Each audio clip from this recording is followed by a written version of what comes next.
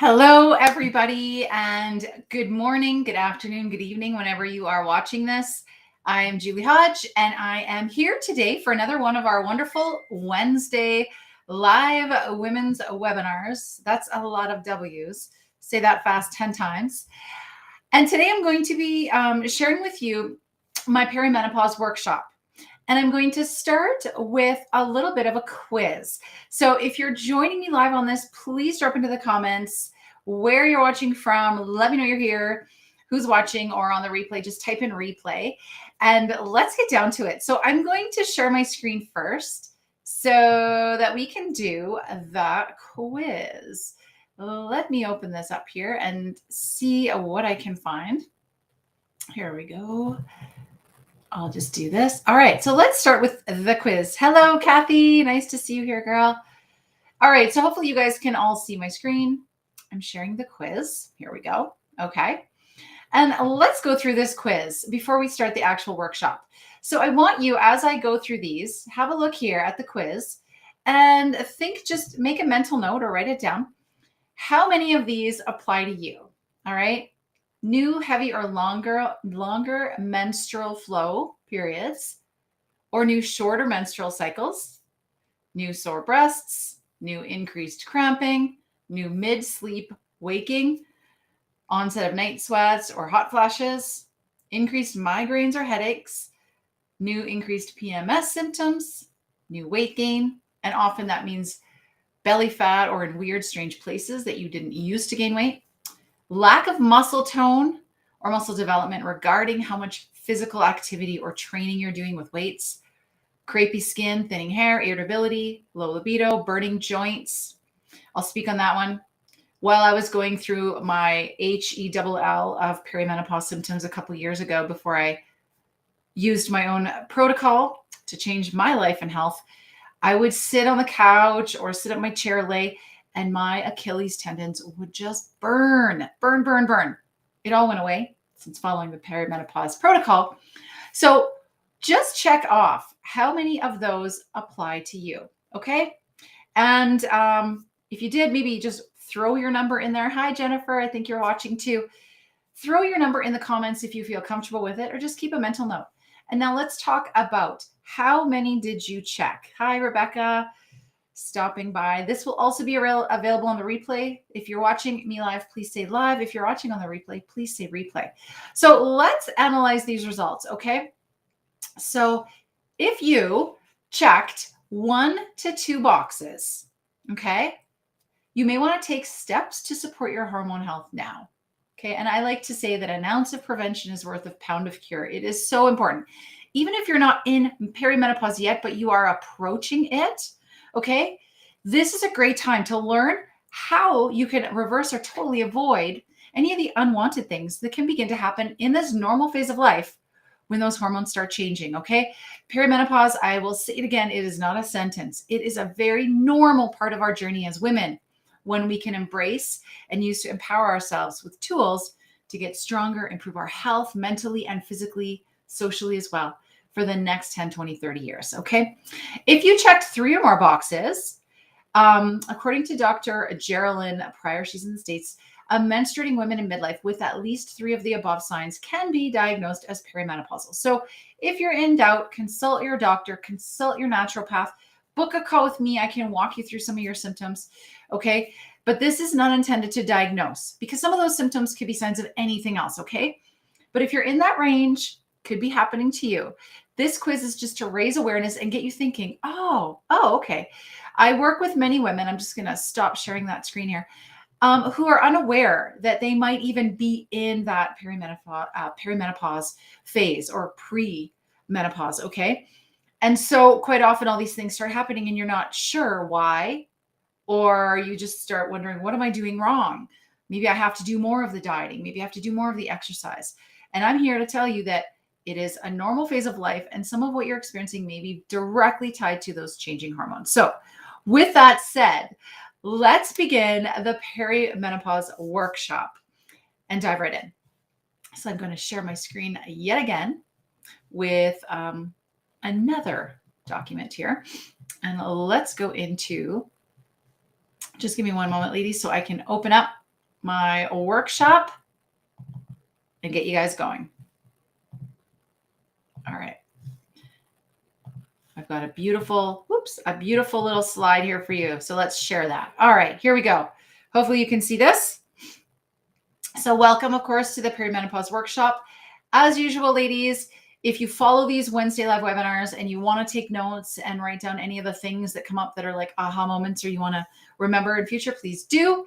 So about me, many of you are maybe watching this who are new to the group. You might not know me that well. Some know me well. I am a 49-year-old certified personal trainer, certified nutrition coach, and hormone-based fitness specialist. Some days I feel more 49 than others, but most of the time I feel, 20. Give me a yes, me too, if you can relate to that.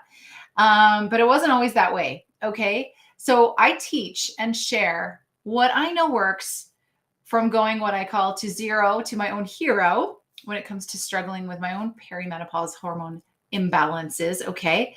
And I teach and share what I know works from helping other women, but also from my years of experience with women, my experience over the last few years researching, taking more certifications, really diving into the research and studies on women who are like us, not the 20-year-olds and 30-year-olds, but women in perimenopause.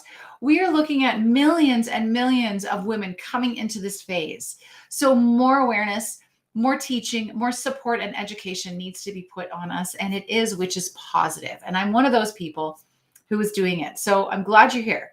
So I really struggled a few years ago. I had my daughter at 43 while I was in the best shape of my life. I had been a competitive CrossFit athlete. My training schedule was often like 2 workouts a day. Of course, after having my child, with parenthood, with sleepless nights, with the stress of some of the things happening with parenthood, my body started changing and it felt like it was absolutely out of my control. Add new parenting and pregnancy hormones that were starting to kind of dissipate a few months to a year after having her. And I guess, being in my 40s and hitting perimenopause, everything hit me at once. And I was depressed. I was struggling. I would dread waking up in the morning because all I wanted to do was crawl into a hole or go back to sleep at night. I didn't have energy. I was still trying to work out like I had before and finding that I was almost feeling more flabby, gaining more weight. And it literally felt like overnight I would be like, where does this all come from? Okay. So that went on for a few months until I finally learned why it was happening.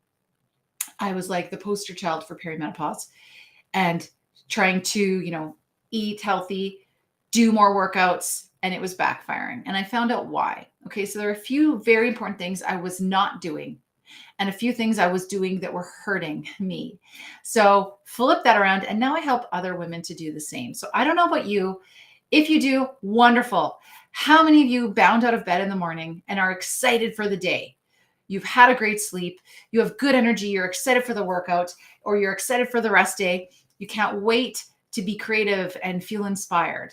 This is how I believe we should feel every single day. Okay. Yeah, we're going to have a bad day, but this is how we should feel. We should feel vibrant and have optimal health, great energy, highest in the day, and gradually start to wean to get us ready to go to sleep at night. That's balanced cortisol, for example. Okay. We should see that beautiful, lean, transformed body by the workouts we're doing. We should be able to do the hard things and reap the rewards, okay? And not spend hours and hours and hours doing things that, frankly, we don't enjoy. That's the good news. So here's what to expect from this presentation. You're going to hopefully gain a clearer understanding of perimenopause. I'll give you the Coles Notes version, okay? Learn the 3 major hormonal changes that can occur in perimenopause. And I'll give you some tips on what kind of testing is available and some wellness strategies that you can implement as of today to start to support your own hormone health. All right. So if you have any questions, comments, feedback, or relate to anything I've said so far, please drop a comment if you feel comfortable. If you're watching this live, say I'm here live. If you're watching on a replay, just type in replay. I know I have a few people that have tuned in. This is wonderful. So ladies, what is perimenopause? All right. Let's say perimenopause is the period in a woman's life when she is transitioning to menopause. So this is the period when we go essentially from having our periods to no longer having our periods. This is perimenopause. This transitional phase can begin up to 10 years before officially entering a menopause and the cessation of getting our period, depending on the woman. It can also happen medically, right? There can be medical menopause that happens surgically, all right, due to whatever reason. Maybe you have had a major hysterectomy. So, and it depends on the woman. The rather abrupt hormonal changes that occur during this transition can lead to a few uncomfortable and sometimes frustrating symptoms. And I'll just say, especially if you're not understanding why they're happening or what you can do to lessen them and help balance things out through this, okay?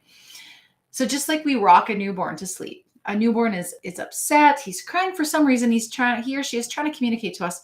We rock them and comfort them. And this is what we can do essentially. We're the baby in perimenopause.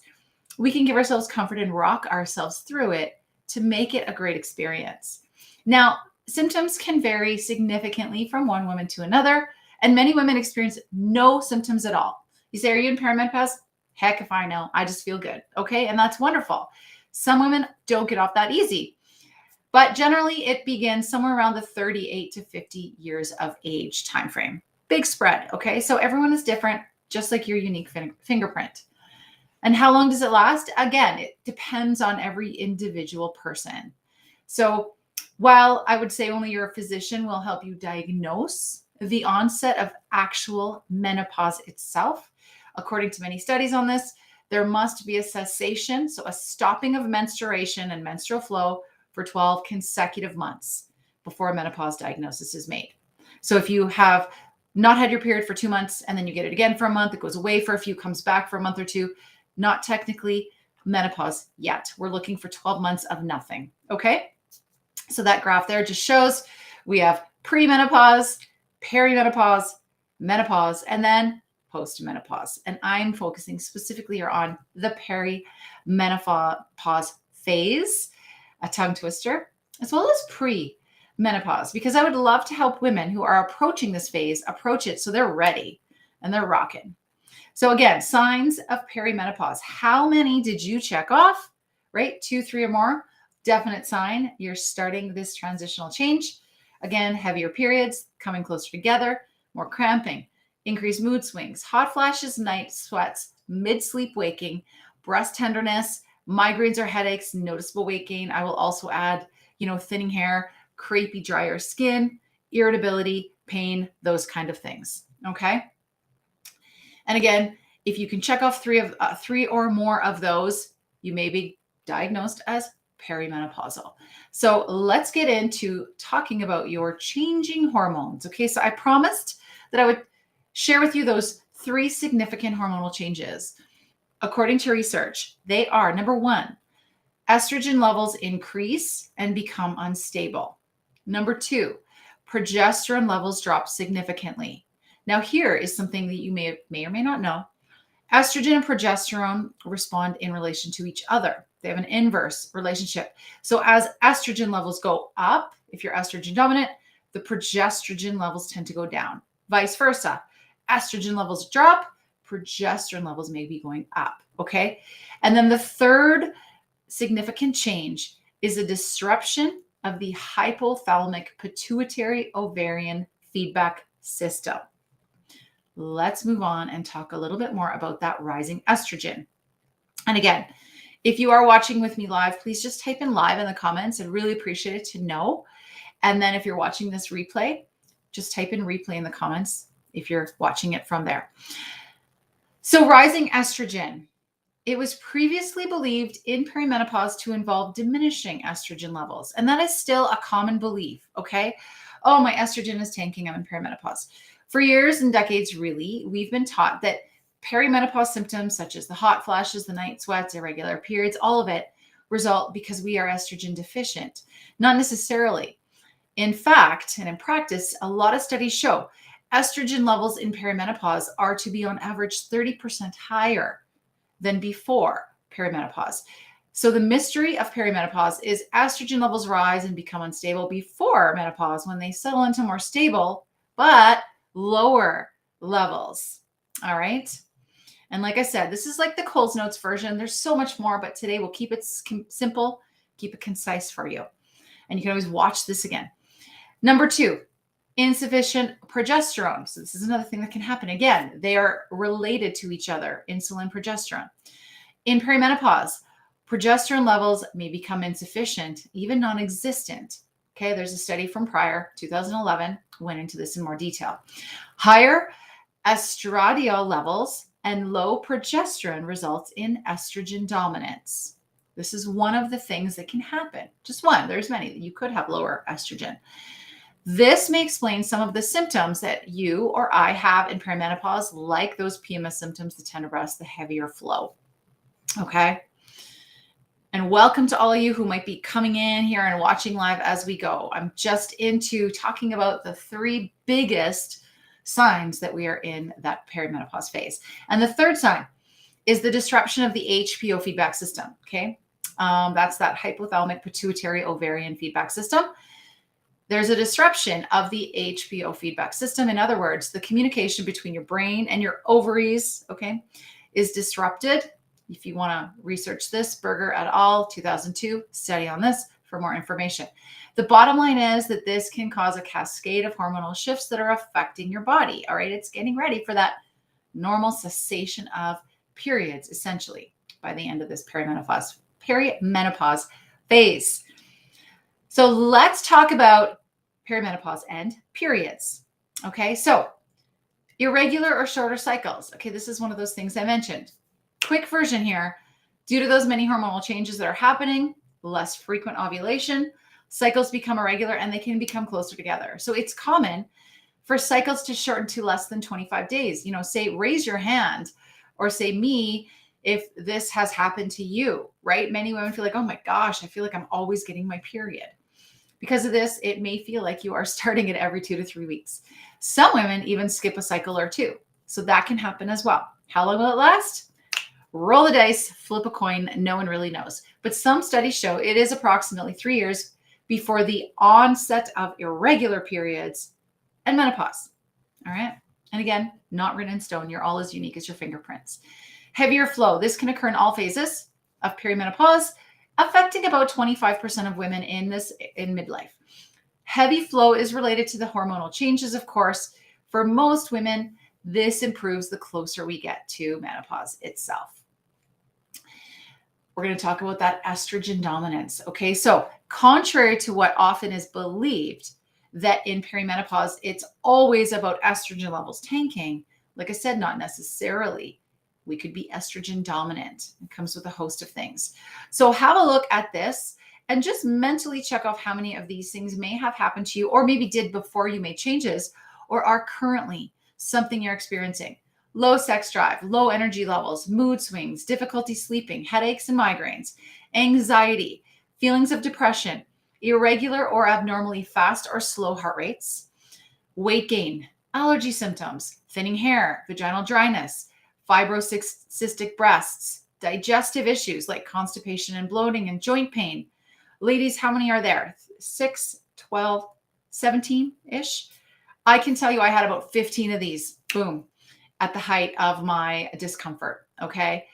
These don't need to be what you suffer with and live through. It can be shifted, okay? We can flip this around. But check off how many relate to you. You may be estrogen dominant, okay? So let's talk about testing. So this is a question that comes up often. So is testing necessary? Well, yes and no. For many women, unless they want to rule out any other more serious diseases or situations or scenarios, they may want to get tested. I'll use my personal experience.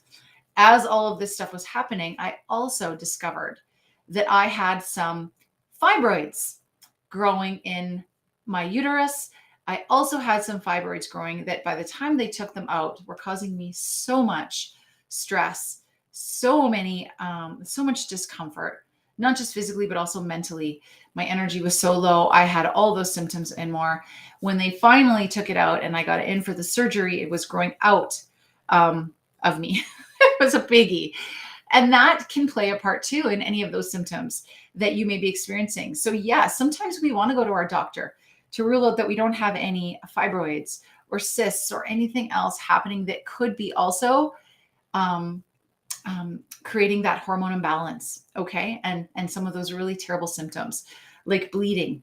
I was bleeding all the time. It felt like I had cramps, no energy, back pain. I would eat a little bit and get full. These are all symptoms of that. Okay. So it is possible to restore your hormone balance without testing. Absolutely, it is. Okay. Lifestyle changes are huge, but testing may also be of value. Okay. So if you are interested in hormone testing, speak with your doctor, speak with your naturopath or your ND. Okay.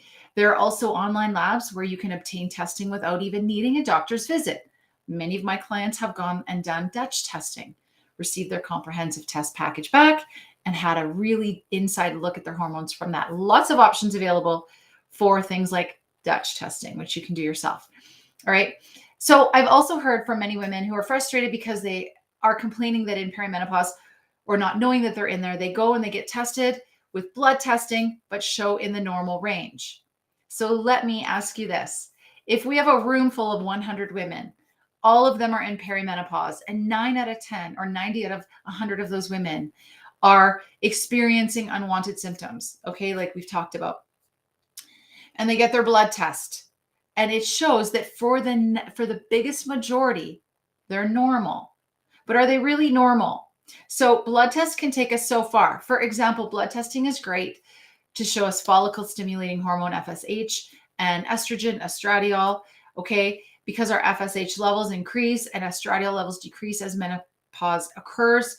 Thyroid stimulating hormone can become because an underactive thyroid, hypothyroidism, can be causing symptoms. So blood testing can show us things like in the FSH and TSH world, okay, and some other things for sure.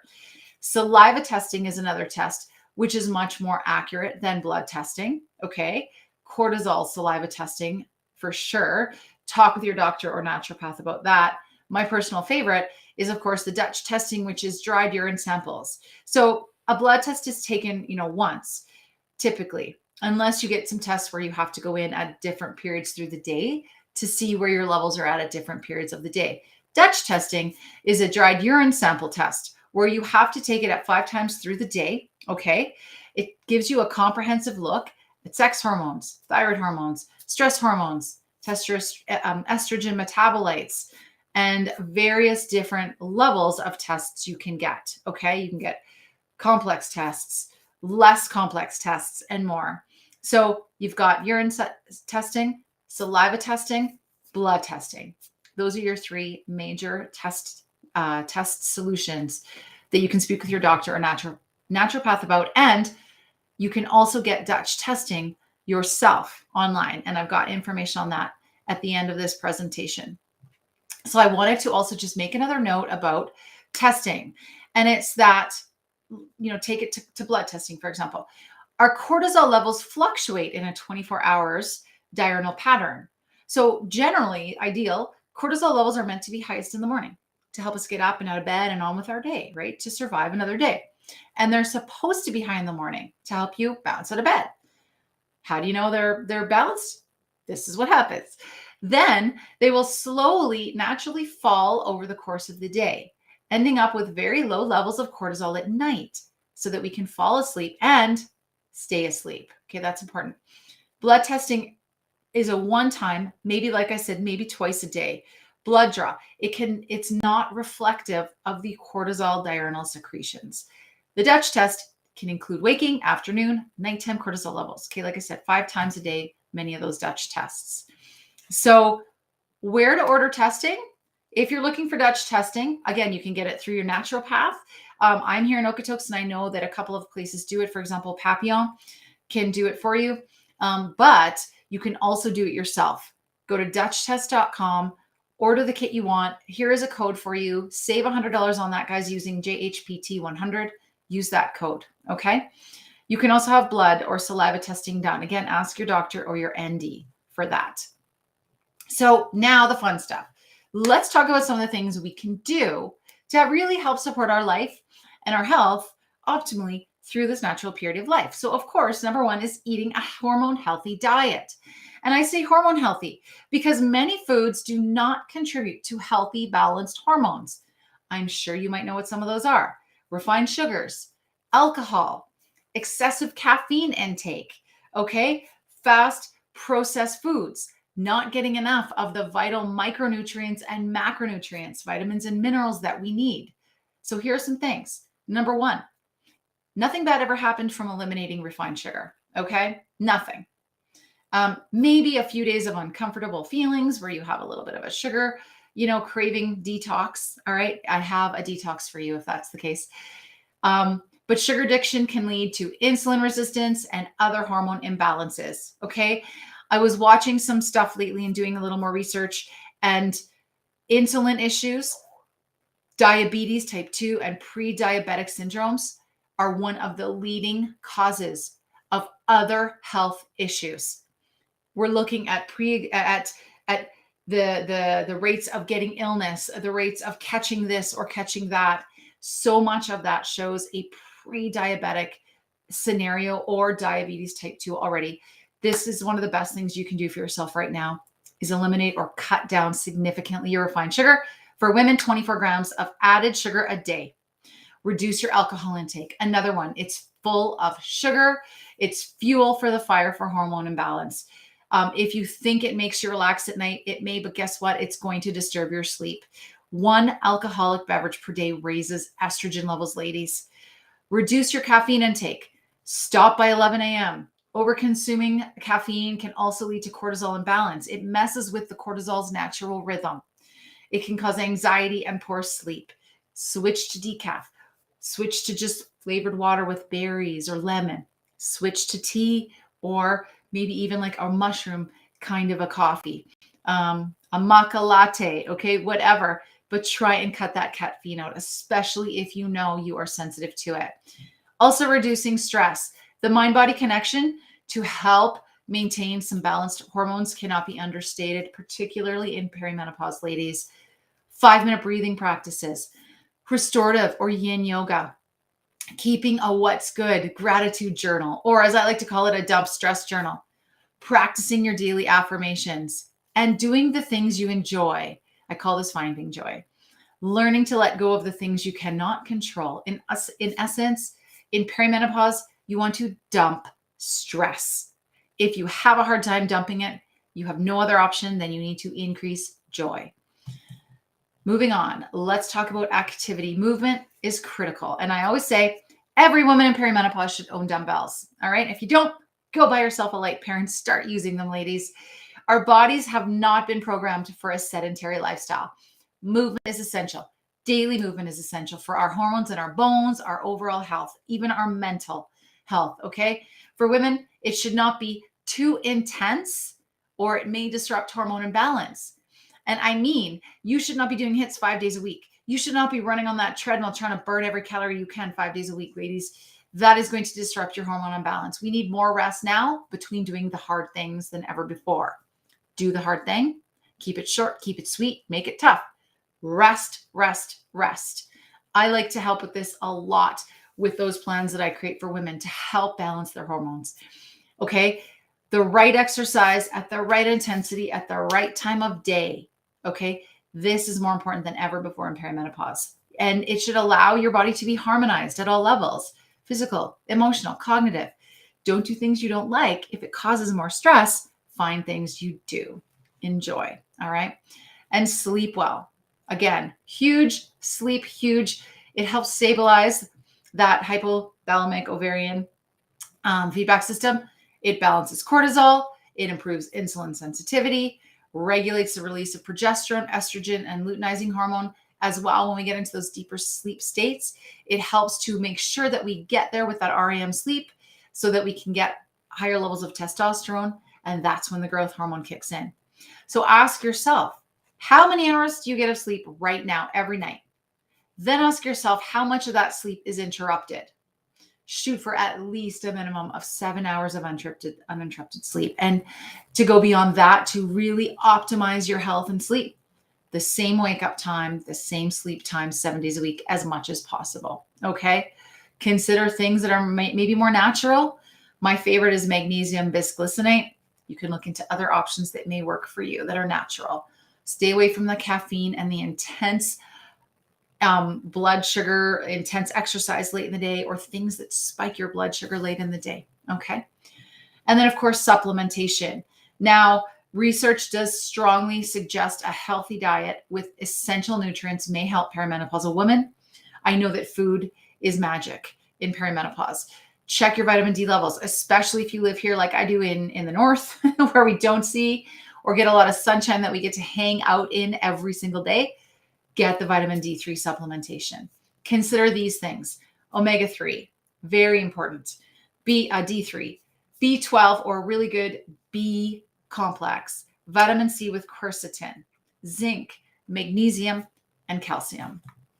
And then finally, I want to talk a little bit about that monthly meal planning workshop, the monthly meal planning membership, because as we speak about food being medicine, it's one very simple way to give you what you need every month to eat whole food that is easy to prepare with lots of different options right there laid out in front of you to really help support your health. You can take a sneak peek, have a look at the website at that Meal Plan Club membership. It's there for you to use, and the recipes are delicious, omnivore and plant-based. So what happens if you do nothing? Well, nothing changes. Essentially, if you're in this hot mess position with hormones, your hormones will stay a hot mess. By doing nothing, you're not improving the situation, okay? And you will continue to suffer from some of those things: bloating, inflammation, hot flashes, weight gain. Doing nothing doesn't mean it will just magically disappear overnight, okay? Cramps, irritability, low confidence, depression, feeling like you are a prisoner in your body, not feeling at home in your body, okay? Not feeling like yourself anymore, hiding behind clothes because you feel so uncomfortable, okay? You may stay confused and stressed about your health. Why is this happening? What should I do about it? Please, please do not jump from one fad diet to another or one pill to another. Lifestyle changes are your way to consistent, optimal health long-term, okay? The more you jump around, the more your hormones will respond, okay? Even things like going far too long without putting food in your body can contribute over time to insulin issues, cortisol issues, blood sugar issues, and more weight gain, okay? So thank you, ladies, for those of you who watch this live or those of you who are watching this on the replay. Don't forget, say replay if you're catching this after the live event, okay? And then how can you reach out? Well, obviously you can send me a note here, comment, share your experience, or send me a personal private message on Facebook. You can also contact me by going to the website and booking a call. I offer 60-minute wellness coaching calls. You don't have to commit to anything at this point, just a call for an hour. Get your own customized support. Get some plans around what you need. Have a roadmap for the next few weeks to move forward. Some guidance, some recommendations, and it's followed up with whatever will support you in terms of handouts, guides, or what have you after our call, okay? And last but not least, be gentle with yourself. Know that you are not doing anything wrong, at least not that you are doing on purpose, okay? But at this time of life, I will leave you with this thought. What is no longer working becomes magnified in perimenopause. And if you have had a serious major trauma, whether it's a physical trauma, an emotional trauma, look at the last 2 years of trauma, whatever it might be, can exacerbate those symptoms. And the time to be respectful of your health, the time to consider what you do now affects your bone density, what you do now affects your metabolic health, what you do now affects how much muscle you gain or lose, okay? Keep or lose, that's the name of the game here. And how you will either thrive or just survive over the next few years, okay, guys? So don't be shy to reach out. There are people here to help you navigate through this period of time. All right. I'm always here for questions. Please, if you want to watch this again and grab some of those tips, by all means do, and have yourself a wonderful day. I appreciate you and I appreciate your time, ladies. Okay. Here's to your health.